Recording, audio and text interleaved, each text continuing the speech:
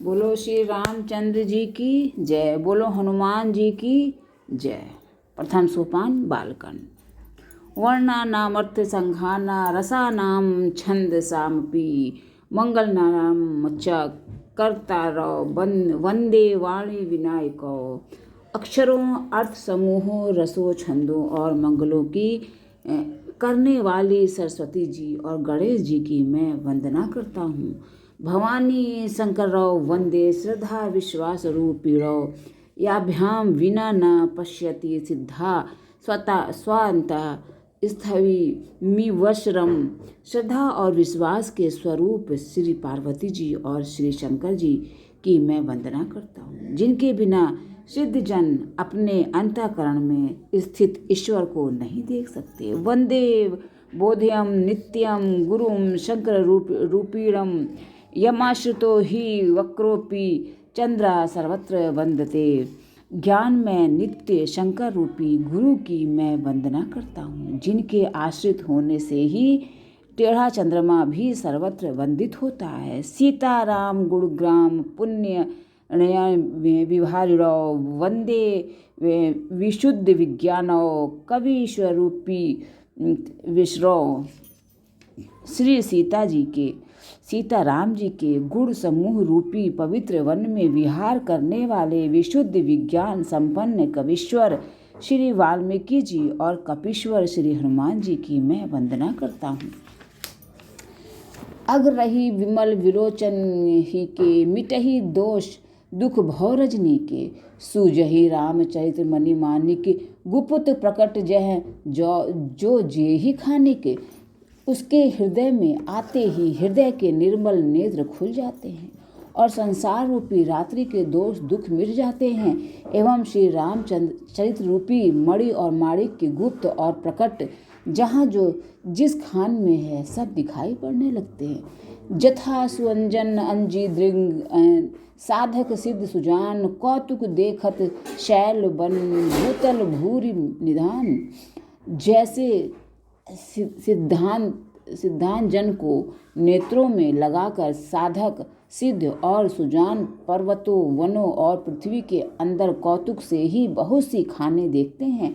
गुरुपद रज मृदु मंजुल अंजन नयन आमिये दृग दोष विभंजन। ते ही करी विमल विवेक विलोचन बरनौ राम चरित भव मोचन। श्री गुरु महाराज के चरणों के रज कोमल और सुंदर नैना अमृत अज्जन है, जो नेत्रों के दोषों का नाश करने वाला है। उस अज्जन से विवेक रूपी नेत्रों को निर्मल करके मैं संसार रूपी बंधन से छुड़ाने वाले श्री रामचरित्र का वर्णन करता हूँ। बंदौ प्रथम महीसुर चरना मोह जनित संशय सब हरना। सुजन समाज सकल गुण खानी करम प्रणाम सप्रेम सुवानी। पहले पृथ्वी के देवता ब्राह्मणों के चरणों की वंदना करता हूँ, जो अज्ञान से उत्पन्न सब संदेहों को हरने वाले हैं। फिर सब गुणों की खान संत समाज को प्रेम सहित सुंदर वाणी से प्रणाम करता हूँ। साधु चरित शुभ चरित कपासु निरस विशद गुण में फल आसु। जो जसी सुख जो सही दुख पर छिद्र दुरावा वंदनीय जे ही जग जस पावा।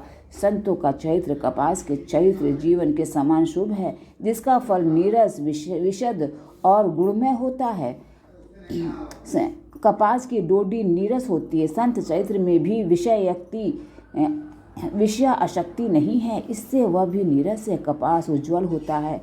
संत का हृदय भी अज्ञान और पाप रूपी अंधकार से रहित होता है, इसलिए वह विशद है और कपास में गुण होते हैं। इसी प्रकार संत का चरित्र भी सद्गुणों का भंडार होता है, इसलिए वह गुणमय है।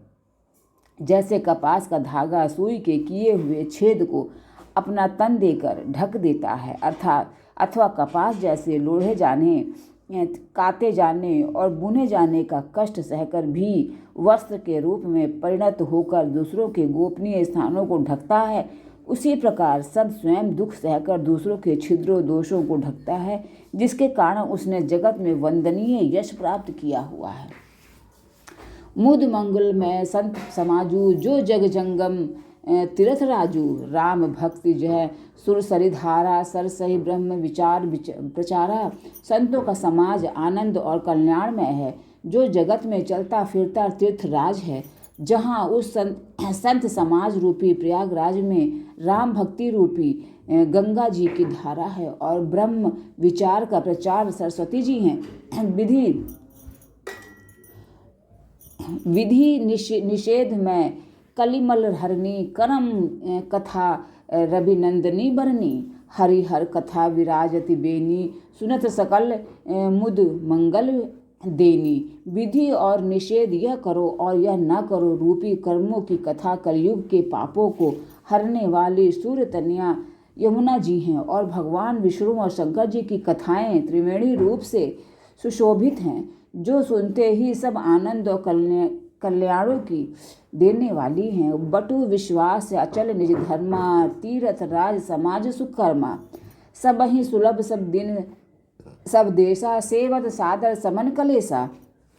उस संत समाज रूपी प्रयाग में अपने धर्म में जो अटल विश्वास है वह अक्षयवट है और शुभ कर्म ही उस तीर्थराज का समाज है। वह संत समाज रूपी प्रयागराज सब देशों में सब समय सभी को सहज ही पर्याप्त हो सकता है और आदर पूर्वक सेवन करने से क्लेशों को नष्ट करने वाला है। अथक अकथ अलौकिक तीर्थ राउ दे सद फल प्रकट प्रभाव। वह तीर्थराज अलौकिक और अकथनीय है एवं तत्काल फल देने वाला है, उसका प्रभाव प्रत्यक्ष है।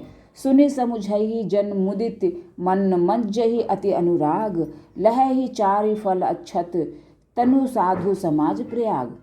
जो मनुष्य इस संत समाज रूपी तीर्थराज का प्रभाव प्रसन्न मन से सुनते और समझते हैं और फिर अत्यंत प्रेम पूर्वक इसमें गोते लगाते हैं, वे इस शरीर के रहते ही धर्म अर्थ काम मोक्ष चारों फल पा जाते हैं।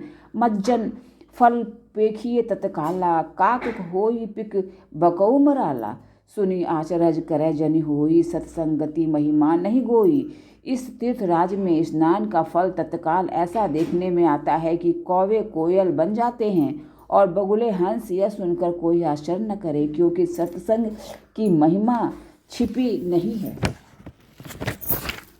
वाल्मीकि नारद घट जोनी निज निज मुखनी कहीं निज होनी जलचर थलचर नभचर नाना जे जड़ जेतन जीव जहाना। वाल्मीकि जी, नारद जी और अगस्त जी ने अपने अपने मुखों से अपनी होनी कही है। जल में रहने वाले, जमीन पर चलने वाले और आकाश में विचरने वाले नाना प्रकार के जड़ चेतन जितने जीव इस जगत में हैं, मति कीर्ति गतिभूति भलाई जब जेहि जतनक जहाँ जेहि पाई सो जानब सत्संग प्रभाऊ लोकऊ वेद न आने उपाऊ।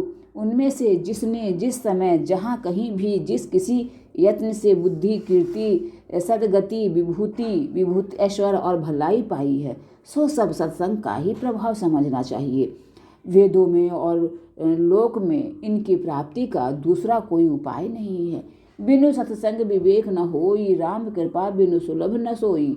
सत्संगत मुद मंगल मूला सोई फल श्री सब साधन फूला। सत्संग के बिना विवेक नहीं होता और श्री राम जी की कृपा के बिना वह सत्संग सहज में मिलता नहीं। सत्संगति आनंद और कल्याण की जड़ है।